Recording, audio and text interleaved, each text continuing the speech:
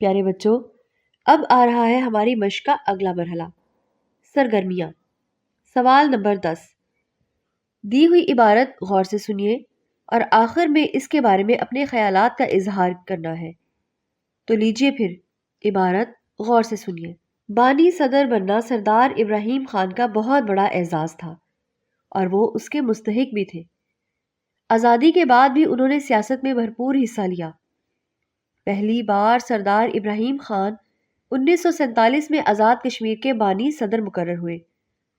دوسری بار 1957 میں آپ نے صدر کی حیثیت سے حلف اٹھایا۔ تیسری مرتبہ 1975 میں صدر کے عہدے پر فائز ہوئے۔ اس کے بعد 1997 میں چوتھی بار ریاست کے صدر بنے۔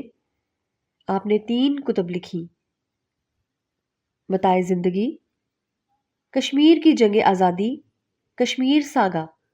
31 جولائی 2003 کو آپ نے وفات پائی۔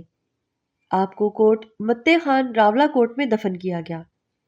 پیارے بچوں، اب ہم کریں گے گروہی سرگرمی۔